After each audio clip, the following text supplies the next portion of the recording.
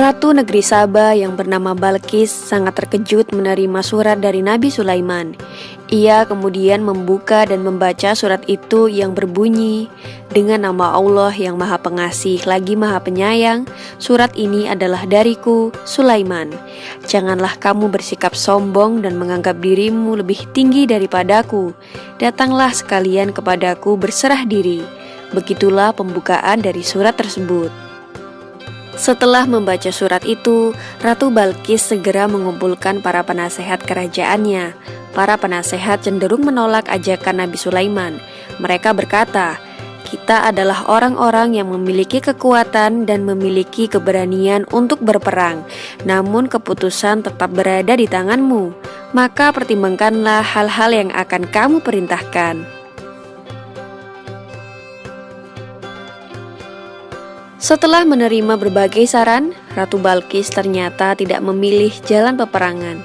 Ia beranggapan bahwa Nabi Sulaiman mungkin iri dengan kekayaan yang dimiliki oleh negeri yang ia pimpin, sehingga Nabi Sulaiman ingin menyerangnya. Oleh karena itu, Ratu Balqis memutuskan untuk mengirimkan sejumlah hadiah kepada Nabi Sulaiman. Ratu Balqis ingin mengetahui apakah Nabi Sulaiman merupakan pemimpin yang serakah. Para penasehat kerajaan menyetujui keputusan Ratu Balqis. Hadiah itu berupa ratusan kepingan emas dan permata yang dibungkus dengan kain sutra. Utusan Ratu Balqis segera pergi dengan membawa hadiah tersebut untuk diberikan kepada Nabi Sulaiman. Setelah menempuh perjalanan berhari-hari, utusan Ratu Balqis sampai di istana Nabi Sulaiman. Nabi Sulaiman menerima utusan Ratu Balqis dengan baik. Namun beliau tidak mau menerima hadiah tersebut. Para utusan Ratu Balqis sangat takjub dengan keindahan istana Nabi Sulaiman. Mereka juga tampak keheranan dengan banyaknya pasukan Nabi Sulaiman, dan di antara barisan perang itu terdapat pasukan hewan dan jin.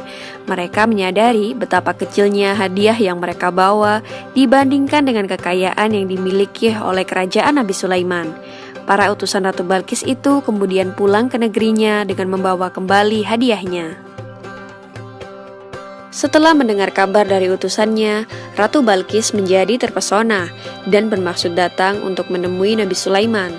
Ratu Balqis memutuskan untuk melihat sendiri kerajaan Nabi Sulaiman.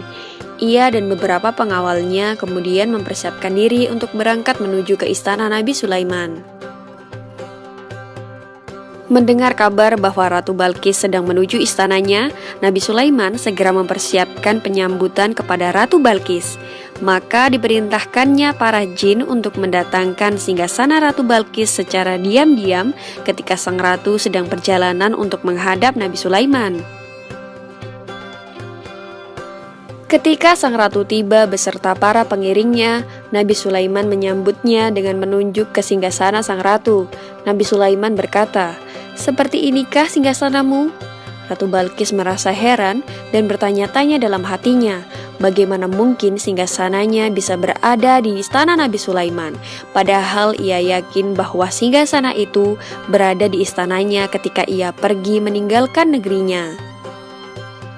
Di tengah keheranan tersebut, Ratu Balqis diantar masuk ke dalam sebuah ruangan yang sengaja dibangun untuk menyambutnya. Lantai dan dinding-dindingnya terbuat dari kaca bening dan berkilau. Ratu Balqis mengira bahwa ia sedang berada di atas sebuah kolam air, dan ia segera mengangkat kain bajunya agar tidak basah. Nabi Sulaiman berkata kepadanya, "Jangan takut, engkau tidak sedang berada di atas kolam air. Apa yang kau lihat itu adalah kaca-kaca bening yang menjadi lantai dan dinding ruangan itu."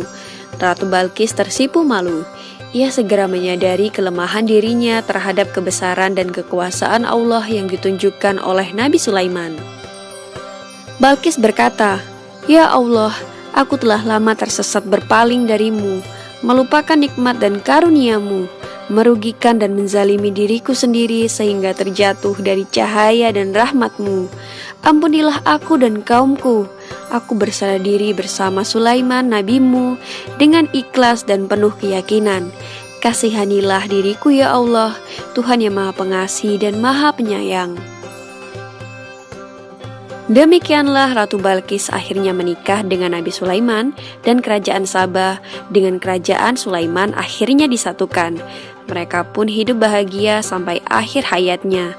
Semoga kisah ini dapat bermanfaat bagi kita semua dan tidak lupa diri meskipun diberi kelebihan oleh Allah, karena apa yang kita punya saat ini hanyalah titipan semata. Amin ya rabbal alamin.